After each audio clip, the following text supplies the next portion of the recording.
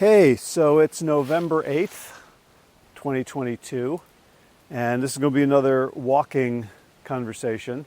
But I'm going to have to not walk quite so much because being November, most of the leaves are on the ground.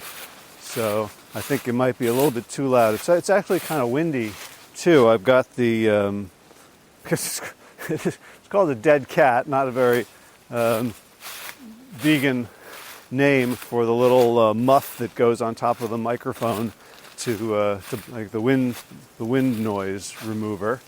I hope you're not going to hear the shh of like wind in the microphone, but you can hear the wind in the trees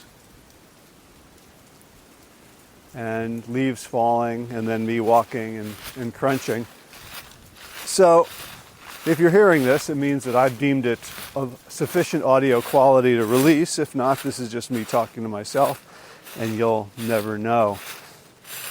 So I woke up too late for the full eclipse of the moon, which I think was around 4:09 U.S. Eastern Time.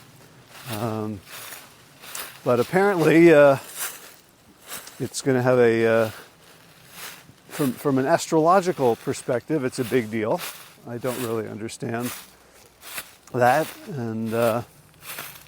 but we do know that this is kind of a big day in the U.S., at least, and arguably worldwide, because of the midterms. And I don't know. You might, if you listen to this today, if I manage to get it published today, you will not know what will have happened. But tomorrow, presumably something will have happened. So I don't know, who will win in Pennsylvania or Texas or Georgia or Arizona or here, our Senate race in North Carolina. I suspect, based on everything I've been seeing and hearing and reading and people I've been talking to, that there will be a great deal that will still be unsettled at that point, and maybe for days, weeks, months to come. But, I clearly have a opinion about which direction I hope we move in. And it's occurred to me, I voted a week ago, early voting, and the process is extremely binary, right? You just have a choice of one or the other. And I know this is kind of the very end, the tail end of electoral politics, right? So that there's a lot more nuance upstream, where people are vying to become candidates, and people are vying to support candidates and mold those candidates to their views and lobby and convince and, backroom deals and, another non-vegan metaphor where the sausage is made. And so I understand that there's a lot of subtlety and nuance at that stage, perhaps, but at the stage where ordinary people get to participate, the vast, vast majority of us who have an opportunity to have a say, to cast our votes, it becomes at this point fairly binary and dichotomous, yes or no, this one or that one. And the dichotomies have grown wider and steeper over the last decade or two. Maybe, seems like the last 30 years has been increasing that kind of polarization to the point now where it looks to me like there's one party that is interested in the idea of vote counting and accuracy, and one party that is only interested in retaining power. And of course that scares me a great deal. I have a genetic connection to people who had to flee, some of whom didn't make it. A Europe that had gone fascist, that had abandoned the rule of law, that had focused on power and might as opposed to any sort of constraint on that power. And, there's certainly a spidey sense going on inside me, wondering, is this the time to leave, to start preparing to look for some other place? In hindsight, looking back at my relatives, my grandparents and my mother specifically, who fled Austria in 1939, in hindsight, it was clear that where things were going and that it was a very smart thing that they did to get out while they could. And I am literally living proof of the wisdom and foresight and sagacity of that decision. And yet looking ahead into the future right now, it's not at all clear to me what I should do, where is safe, where is there a life to be made, if not in the United States, then where else? And if there is something here, then what, and how does one go about participating in it and having a good life? And of course, it's not just the United States, and it's not just politics, right? There is also, ecology and biology that arguably is a bigger story, even.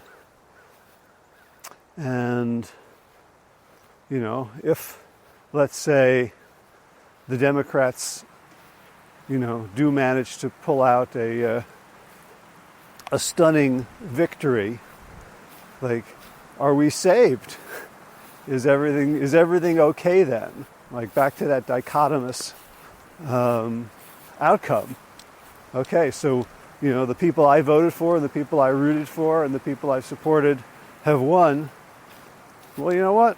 Those people have been part of a tradition that has, this Western capitalist, materialist, separation from nature, exploiting other people, extracting from the earth without honoring it and without giving back and without ecological wisdom, right? This short civilization, just a few thousand years, has managed to, bring us to the brink of total environmental catastrophe and destruction. So is that group winning going to solve our problems? So anyway, now I'm, you can hear the ground underneath my feet changing. I'm in the pine woods area right now, near the front of the house. So you might hear some traffic. That was a car going by. I don't know what you can hear or not. But I'm now coming into a little clearing. So it's just mostly pine needles and some pine cones at my feet. So over the past 2 months now, I have been practicing a form of Chinese energy medicine, daily morning practices called I Jing. And I think they're related to Qigong, or part of it, or the same underlying philosophy. I'm no expert. I'm just following the videos and doing the movements and the thinking and the breathing. I was encouraged to participate in the program by my friend Michael Gelb, who's been on the podcast twice, who first introduced me to mind-body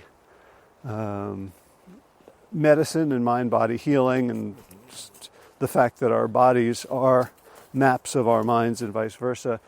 And when I first read his book in 1988, I first encountered body learning. And so Michael told me about Robert Peng, P-E-N-G, and his courses online, and so that's what I've been doing. So what the course basically is, first we learn, some basics, and then some breathing techniques that are a little esoteric and a little different from what you normally see, and different from things that I've been doing. I've been doing breath work for decades, and this was new techniques to me. And after that first week, we then focused on individual organs and movements corresponding to those organs designed to heal the chi energy, the vital life force, the universal energy as it flows through and inhabits those different organs. And the first one we did was the lungs. And every organ in Chinese medicine is associated, and this is again me just quoting Robert Peng, so I'm just passing it on. I have no in-depth understanding of any of this, truly. Each organ is connected with a pair of emotions, and organs themselves are paired. So the first one we did, the lungs, when qi gets stuck in the lungs, when the energy doesn't flow properly, when there's too little of it, or it's too stagnant or too intense, the resulting emotion is sadness or grief. And Robert Peng points out that, if someone has just lost someone or something precious to them, grief is a healthy, normal response. The problem is when it becomes stagnant, when we can't get out of grief, when there's always grief, or there's insufficient grief and a kind of repression of it. And so the exercise we do is designed to transform the grief. And when you think about it, if you were to ask me before I took the course, what would I want grief transformed into? I would say, joy, happiness, pleasure, right? Because that's kind of the opposite. So when I think about, an outcome that I would want, or that, when I have experienced grief, at the end of that grief process, I would like to be joyful again, which corresponds to how I coach and to the technologies that Peter Bregman has developed and that I've helped him refine, that we discuss in our book, You Can Change Other People, the 4 steps. The second of which is identify an energizing outcome. And so when we coach people, when I coach someone, I always, right up front, as soon as we've established some rapport, and I have a basic understanding of their situation and the context, the first thing I want to know is not, what's your problem, or how do we solve it, or anything like that. I just want to know, what are you going for? What's your energizing outcome? And you can think of this as someone gets in the car, turns on the ignition, and they've got a GPS, and they don't, the GPS is like their coach, gonna help them, guide them. The coach isn't going to drive for them, but kind of, offer perspectives and thoughts. And first thing the GPS wants to know, of course, is, where are we now? So, that happens very quickly. When I first had a car with a navigation system, a 2002 Toyota Prius, it was the first nav system I'd ever seen.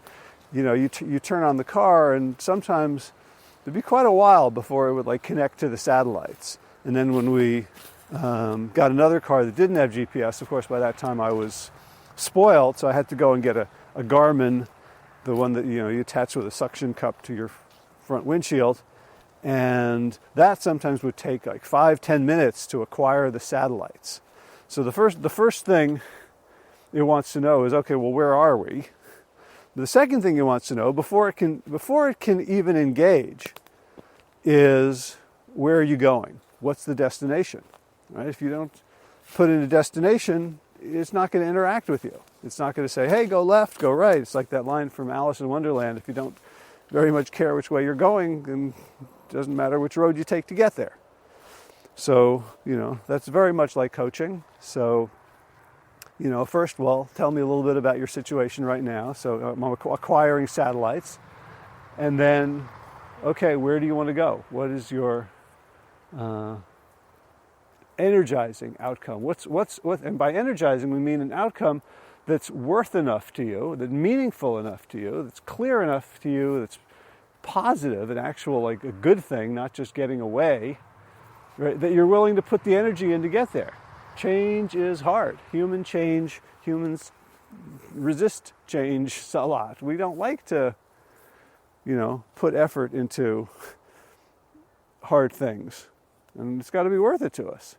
So the question is, what is an outcome that will energize you enough to go do the work, to engage in introspection, to practice new things, to develop the emotional courage to feel what it feels like, to, especially if we're changing, kind of behaviors that we use as self-soothing or as distracting, to avoid feeling unwanted sensations, emotions, thoughts, feelings. What outcome is going to energize you enough to actually go get it? And so very often, the first pass at helping clients develop an energizing outcome, and this is perfectly natural, is their energizing outcome is going to be to get away from where they are. Okay, so if I'm coaching someone on health, it's like, I want to not be fat. I want to not be sick. I want to not be in pain. I want to not be tired all the time. I want to not be in a low mood. If I'm coaching someone on a career issue, or starting a business or managing a team, it might be, well, I want to not be, I don't know. It's actually with business people, it's more clear that they have a positive that they're going for. But even so, it could be something like, I don't want to be so distracted all the time. So people come and they pay money and they exert effort largely to avoid or get away from bad things, right? That's just how our brains are wired, this negativity bias. So if I'm feeling scattered as an entrepreneur and unfocused, I'll say, well, I want to be more focused, but really the orientation is, I want to stop doing what I'm doing now. I want to stop experiencing what I'm experiencing now. So that's where the outcome, even if it's a positive outcome, and I train my coaching students to do this, when they say a negative, I want to not be diabetic, or I want to not be tired all day, then we ask, well, what would you, if you weren't, what would you have instead? So we get them to visualize a positive future as opposed to a future simply the absence of a negative. But even there, and this is good work and it's really helpful, but even there, you see, we're still talking about getting away from the negative, because we've just defined the outcome in terms of the opposite. The opposite of unfocused is focused. The opposite of unhealthy is healthy. And so now we can put that into the GPS, but it doesn't, a GPS is a mechanical cybernetic system that's going to give you feedback based on your current position and potential routes to your destination. But life is not like that. Human beings are not like that. Our life paths are not like that. And so, we like to think that there is a very cut and dried path to where we want to go, but we know and we discover every single time we try to get there that there isn't, that it's going to be twists and turns, that there's going to be forward and backward motion, there's going to be confusion, false starts, and we often discover that where we thought we wanted to go wasn't where we wanted to go at all. Sometimes we discover that by getting somewhere else that we say, oh, this is even better. Sometimes we discover it by getting to what we thought we wanted and realizing that it wasn't, right? And so, there's all these wisdom sayings about the destination is really there just as an excuse to have the journey, and it's the journey that's the important thing. Right. But getting back to the Yi Jing Jing and transforming the grief in our lungs through these practices, we don't, in Yi Jing Jing, aim for joy. What Robert Peng says, the transformational emotion for the lungs is kindness. from grief to kindness. When we heal our lungs, we transform, we melt away the grief, we feel the grief melt away and transform into kindness. And he says, let the energy of kindness heal your lungs. Not the energy of joy, of happiness, of pleasure, but kindness. So that confused me. I don't see an obvious connection between grief and kindness. And so then Robert Peng explained. He says, kindness is what heals grief. It's not joy. If you have someone who's grieving, who's lost a parent, a sibling, a friend, a spouse, a child, you cannot heal them with joy. You can't go up to them and be all smiley and happy, tell jokes, laugh and dance and frolic and give them good food and expect them to heal. That we know intuitively that doesn't work. That wouldn't work, right? So the opposite may be joy, but the healing emotion, the direction to then help them get back to joy is through kindness, through simply being there with them, through sharing kind words, encouragement, or sharing no words at all and simply doing kindnesses, showing the person who has lost, who is now feeling diminished and like they belong less to the world, like a connection has been severed, to show them connection, to show them that you don't need them to be joyful, right? That would be incredibly disempowering to have that kind of conditional feeling and expression for someone who is grieving, to say, well, I'm sorry you're grieving. As soon as you're happy,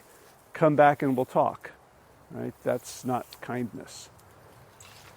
Kindness, over time, can help people naturally heal grief and move back into life. Now, some of the Yi Jing Jing transformations are more or less the opposites. So, for example, the spleen is related to worry, and we are instructed to transform worry into confidence, to feel the confidence in our bodies, in our minds. And I found that actually quite empowering, because we'll be sitting and he'll say, well, notice any worry in your spleen and in your life. And so I was just sitting there after doing the movements and feeling all the things that I worry about. They would come up, almost, I would say unbidden, but he bid them. He said, notice any worry in your spleen and in your life. And so I was able to sort of say, okay, so the worry, I'm going to localize it in my spleen, at least in my mind, and then transform it into confidence. Well, what that did for me, it wasn't a thought process, it was physical. Like, oh, okay, confidence would feel like this, sitting up a little straighter, a little taller, grounding a little more firmly, breathing and just connecting with some energy like, okay, whatever comes, I can handle. And so in that case, you could say that confidence is kind of the opposite of worry. And so the way to heal worry is by checking in, by tapping into the energy of consciousness, of confidence. Similarly, with the large intestines, stagnation transforms into, relief. It's a little different, right? Stagnation, you think the opposite of stagnation is movement, energy, progress. But no, and we can be literal about being constipated. That the opposite of constipation, the healthy opposite of constipation isn't movement. That a little too much of the opposite of constipation is also digestively unpleasant and unhealthy diarrhea, right, where things are really, really moving, but rather relief. Like, okay, something was holding on to me, or I was holding on to something, and letting go brings relief as opposed to its exact opposite of progress. And once there's relief, then we can start talking about progress. The small intestines, the unhealthy chi in the small intestines is confusion. And because, he says the small intestines are the organ of discernment, that their job is to assess every single molecule that enters them, as in, where does this go? Is this nourishing, or does this need to go out? Is this good right now?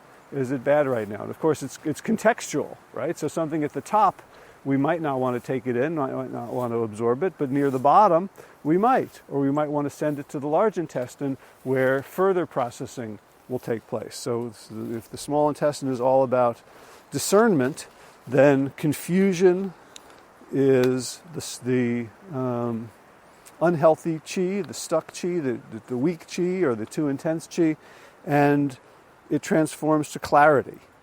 So confusion into clarity is kind of a binary opposite flip. But what we're looking for is not necessarily the opposite, but we're looking for the antidote. We're looking for what heals. Because if we stay with the energizing outcome as the opposite, then what often happens is the energy in energizing outcome ends up being about opposing.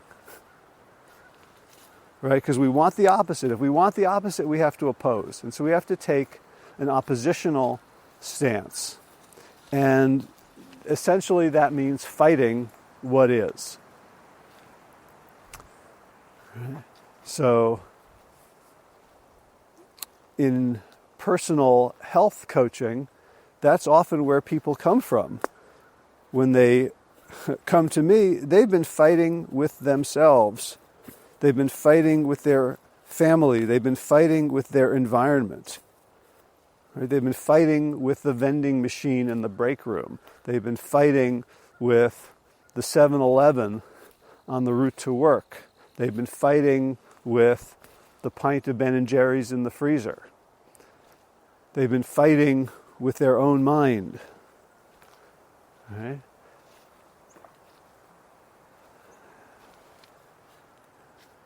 The energy of fighting is from the sympathetic nervous system. It's our fight or flight response. Right? So fighting often takes the form of aggression, and it often takes the form of avoidance. So if I am in sympathetic arousal and I'm seeing the world as threatening, that there is danger over every hill, around every corner, then that energy that I bring to trying to heal myself, trying to heal my relationship with food or with movement or with stillness or with sleep, the energy has to be mediated through that sense of threat. Everything is a threat, so I'm going to perpetuate the battle. And some battles cannot be won with force. Right? Short term, it looks like we can win them with force. But long term, we can't. Long term, I'm not going to achieve my ideal diet through white-knuckling willpower. Right? Long term, I'm not going to maintain my exercise habit through self-discipline. It has to turn into something more integral, more joyful. And here we are on election day for midterms. And from my perspective, it's a fight against hatred. a fight against hatred. I can hear the irony in it. And I'm not disrespecting the need for fighting. My father was in World War II. He signed up to go fight Hitler. Right? Hitler embodied hate. And the opposite of hate at that point was not to sit and meditate and just smile and be kind to everyone and hope that, appeasement was going to work. Arguably there was a time for a different kind of diplomacy, a different kind of prevention in the 20s and 30s, or even at Versailles. If you're a history buff, the Treaty of Versailles that ended World War I, that essentially emasculated Germany and set them on the path towards international humiliation, and then the Great Depression and the devaluation of the currency and the inflation and the feeling that people had no power and meaning and purpose in their lives, and their identity had been stolen. That, arguably there were things that could have been done earlier, and arguably there are things that we could have been doing as a society for the last 30, 40, 50 years to make things kinder and more fair and more equal. And I know people who are listening to this who are plant-based and who may be vegan understand that there are some very rotten practices and systems at the very heart of our civilization. That if we look, we see that those of us with cushy, middle class or above lifestyles, free from want, free from violence, free from pollution, free from daily threats of crime or police brutality or discrimination, micro and macro aggression, lack of social support, lack of economic support, that all the good things that we have are built on the wants and sufferings of others. That there is a deeply, deeply unfair history that must be confronted. Right? But here we are today on Election Day, and it feels to me very much like a fight for the soul of America's future. Right? So, it's not like we have a democracy that's at risk. We've never really had a democracy, have we? So there's a project. I think that's, if you can go online, you can find them at represent.us, represent.us, that has looked at polling on various issues, political issues that can be decided politically. And they look at how popular a position is and whether it is in effect. Things like, universal health care or gun control, abortion. We're just looking at, if this was a democracy, if we had a democracy, what would our policies be? If the will of the majority of the people was actually enacted into policy, into law, what would it look like? And it turns out that there is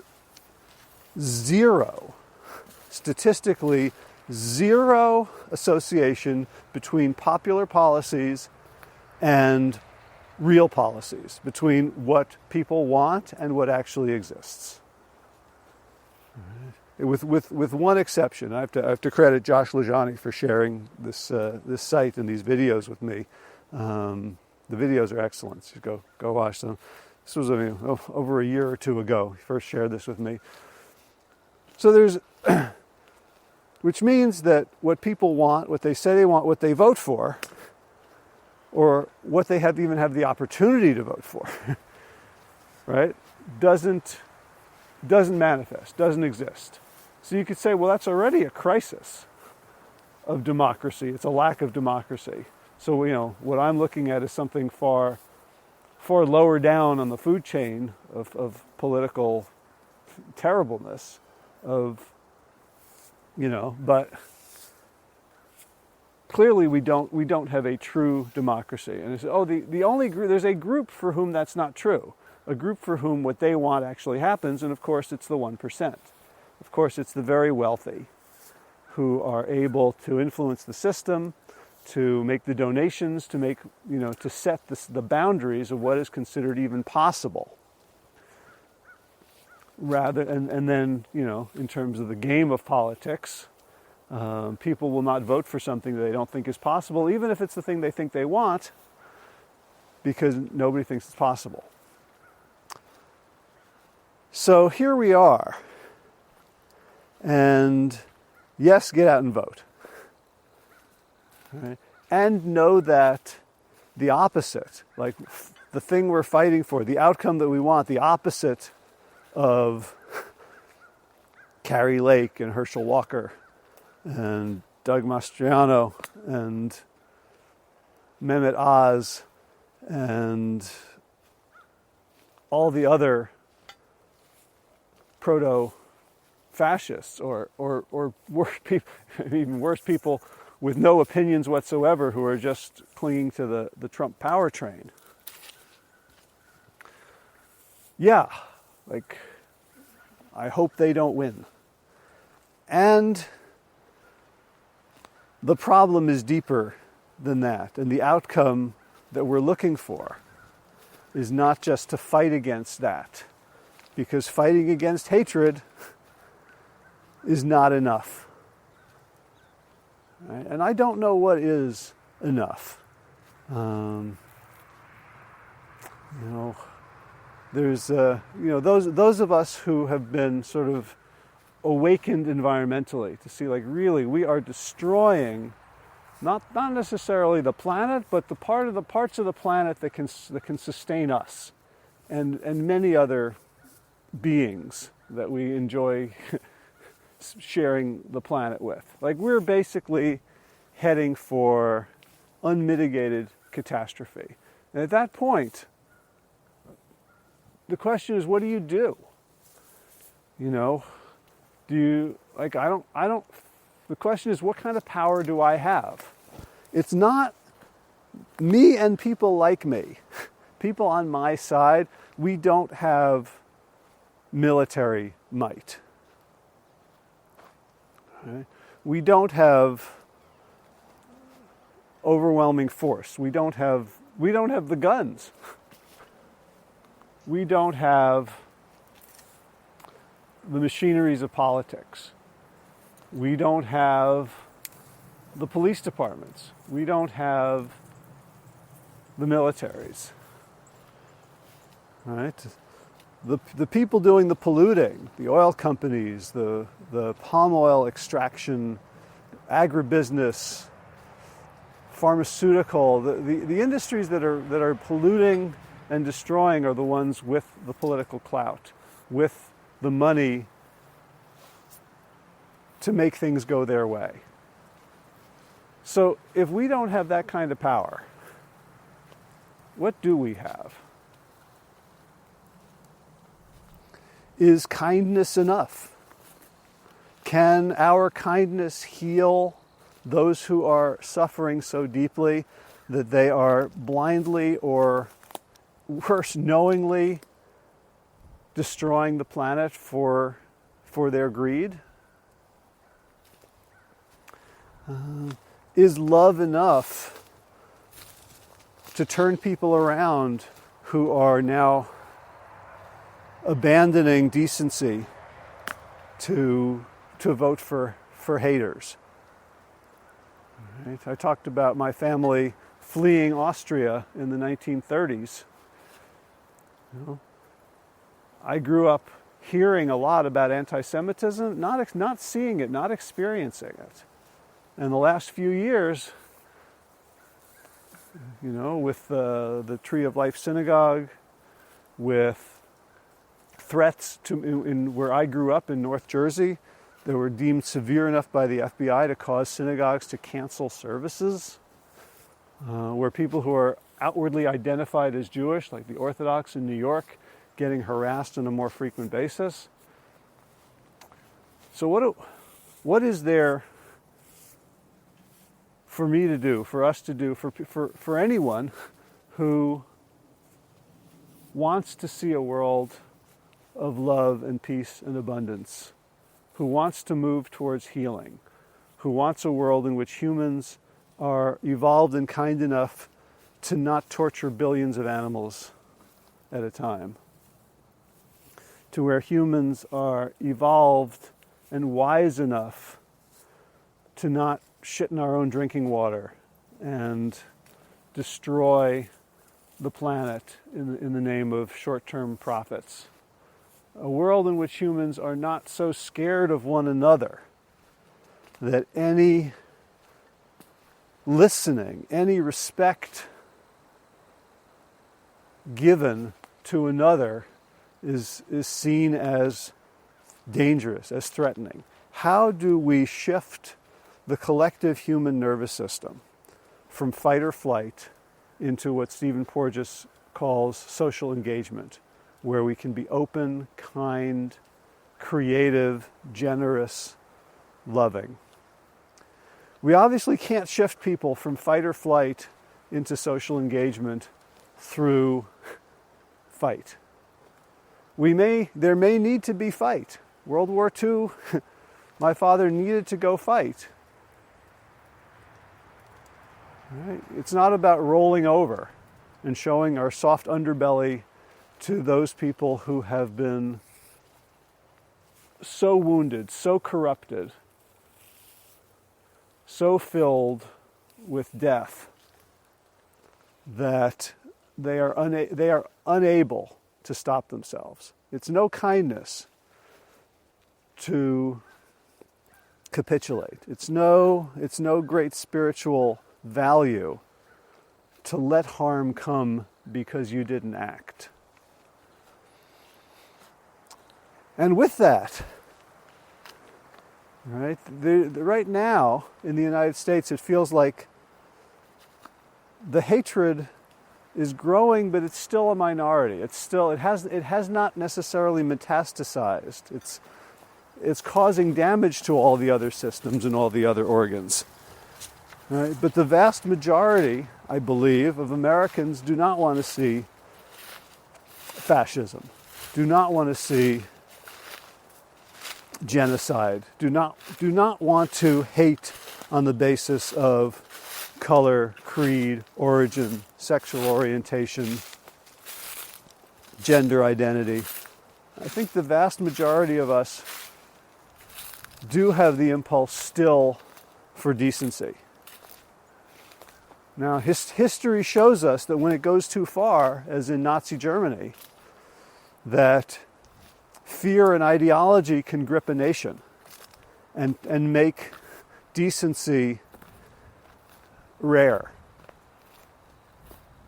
That can make decency something actually so risky that you could get shot for showing it, for aiding, for resisting evil. We're not there yet. And I think while we fight at the ballot box and while we protest, and maybe, as my guest Hillel Nori talked about, maybe synagogues have to arm themselves. But while all that is going on, let's remember that the outcome we want is a transformed humanity. A humanity in which the traumas of our past, passed on intergenerationally, passed on temporally, passed on spatially from one person to another, from the person who gets cut off in traffic and then treats their employees shitty, and they go home and kick the dog, metaphorically or really. Like, it's so easy for trauma to be contagious.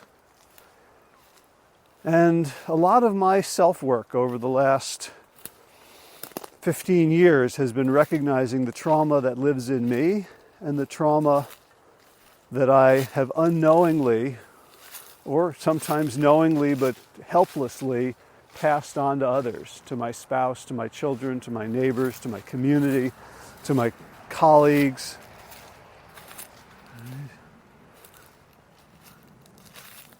And working to heal that trauma, and working to heal those relationships, and working to acknowledge, to take responsibility for the things I have done and the things that I do.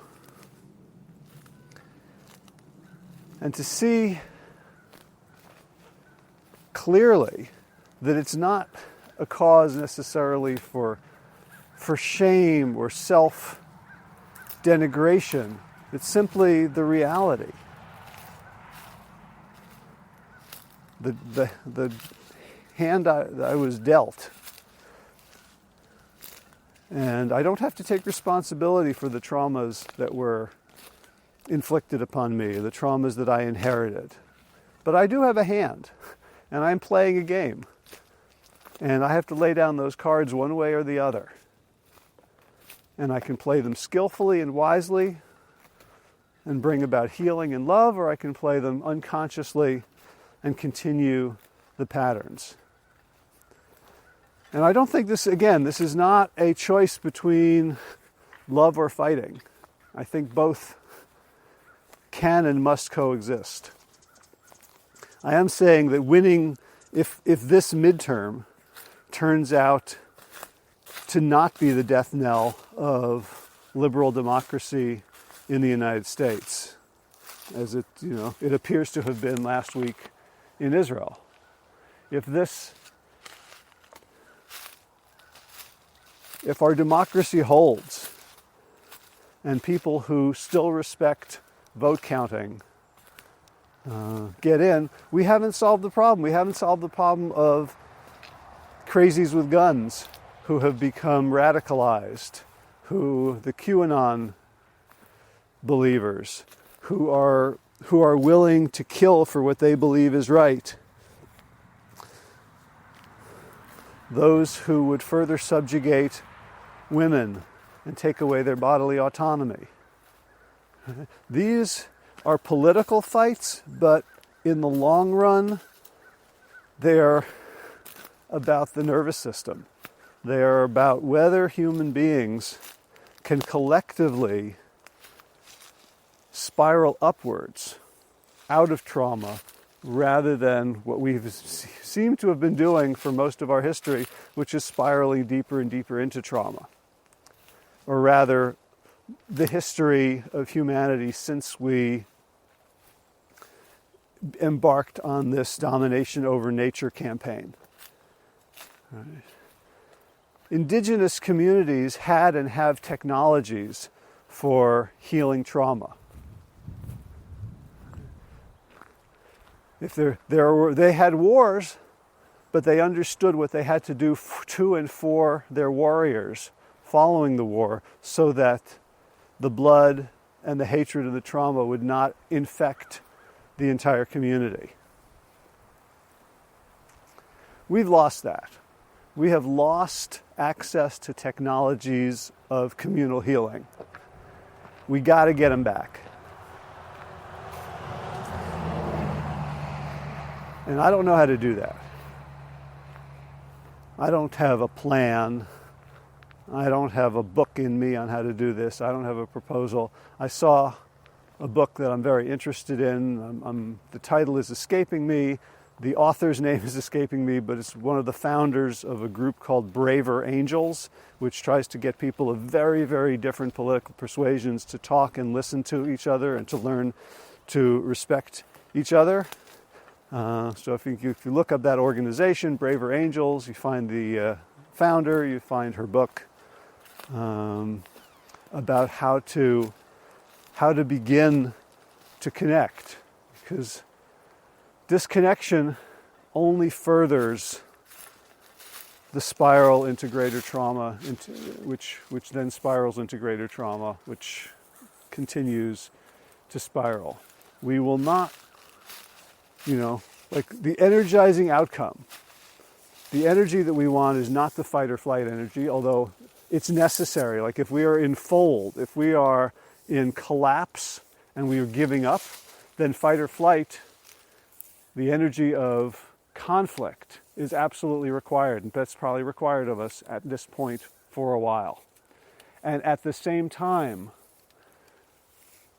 the energizing outcome, a humanity living in peace on the planet, in peace with other species, with each other, with the very energy of nature, with the chi that I'm learning about in I Ching Jing, that comes from a different place. That comes from all of us at the same time as we're fighting out in the world, ending the war inside ourselves.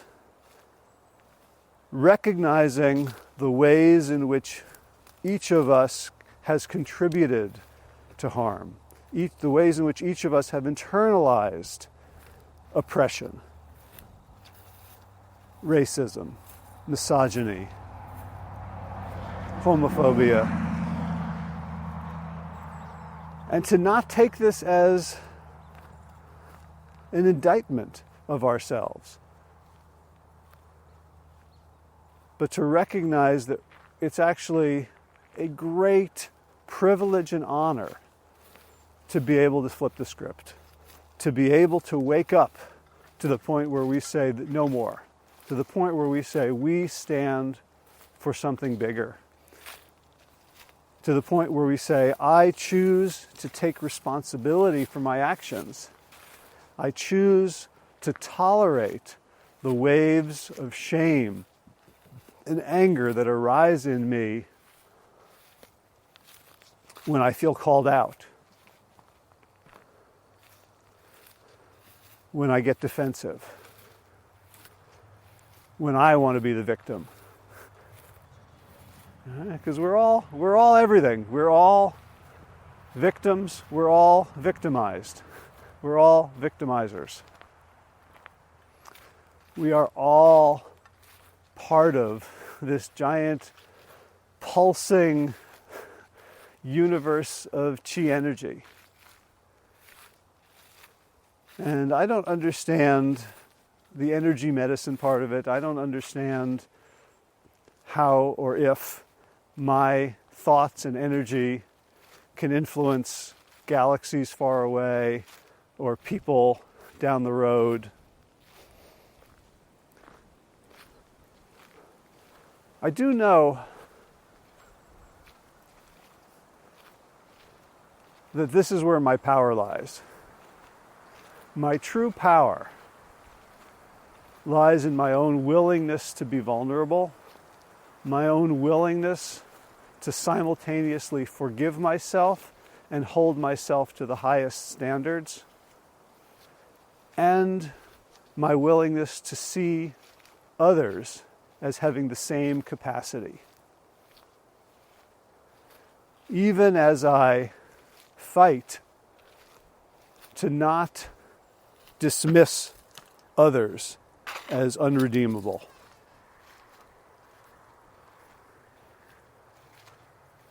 Even as I take stands to recognize the chi in others, to recognize our essential sameness, to recognize that confusion can turn into clarity. It's happened before. When you look at Germany 1944 versus Germany today, they have come to a great deal of clarity as a society.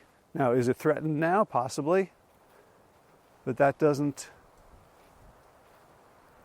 negate the fact that a great transformation took place, a great willingness to take responsibility, to look at the past and to look at one's responsibility toward the present. And I think that's what I love about coaching. That without that responsibility, like Josh and I have talked to each other, like it's the essence of coaching is getting our clients to stop bullshitting themselves. And I think the essence of being a human being in these times is to stop bullshitting ourselves. The truth It's a trite saying that the truth really can set us free. That's where I'm spending my days, pushing myself to accept more and more of the truth about who I am, what I've done, what's worked, what hasn't, what has been kind, what has been unkind, what has been selfish, what has been selfless, what has been in between. And the more I own, and here's the wonderful paradox of coaching in the business world, as well as anywhere, the more I am willing to own and take responsibility for, the more powerful I get. The more I just see the problem as out there, the weaker I am. So I'm finishing my walk. I'm going to go to the office. Hopefully this recorded. Hopefully it's going to sound good enough to share with you. So today's a big day, and whatever happens tomorrow is a big day too. And 6 months from now is a big day. And really all we have is the now, right? This moment. To breathe, to feel the life flowing through us. What a trip. What a trip that anything exists. Right? We are all impossibilities. Statistical anomalies. And yet we exist. This world exists. And we're breathing. Robert Peng ends the breathing meditation by inviting us to feel the sweetness of every single breath.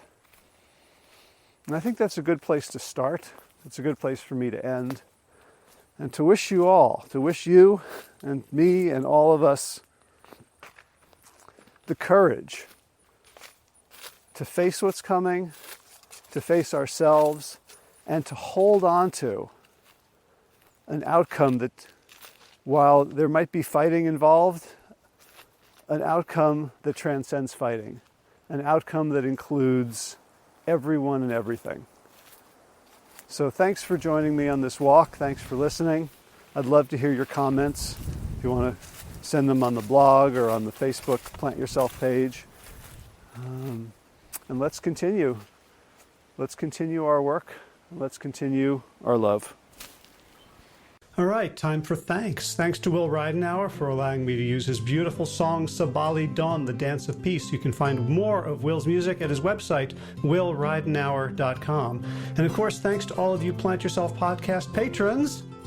Kim Harrison, Lynn McClellan, Brittany Porter, Dominic Maurer, Barbara Whitney, Tammy Black, Amy Good, Amanda Hatterley, Mary Jane Wheeler, Ellen Kennelly, Melissa Cobb, Rachel Behrens, Tina Scharf, Tina Ahern, Jen Filkanovsky, David Bizek, The Mysterious Michelle X, Elsbeth Feldman, Leah Stoller, Alan Christensen, Colleen Peck, Michelle Landry, Josina, Sarah Durkis, Kelly Cameron, Janet Selby, Claire Adams, Tom Franzek, Jeanette Bennett, Gila Sert, David Donahue, Blair Cyber, Dorona Vizov, Gio and Carolyn Argentati, Jody Friesner, Misha Rosen, Michael Warbeck, Aviva Lael, Alicia Lemus, Val Linneman, Nick Harper, Bandana Chawley, Molly Levine, The Inscrutable Harry R., Susan Laverty, The Panda Vegan, Craig Kovic, Adam Scharf, Karen Burry, Heather Morgan, Nigel Davies, Marion Blum, Teresa Koppel, Julian Watkins, Breed O'Connell, Sharon Hirschman, Linda Ayat, Holm Hedegaard, Isa Tuzinwa, Connie Hainline, Aaron Greer, Alicia Davis, Heather O'Connor, Carolyn Jensen, Sherry Olakoski of Plant Powered for Health, Karen Smith, Scott Marani, Karen and Joe Crabtree, Kirby Burton, Teresa Carell, Kevin McCauley, Elizabeth Rothschild, Ann Jesse, Cheryl Dwyer, Jenny Hazelton, Peter W. Evans,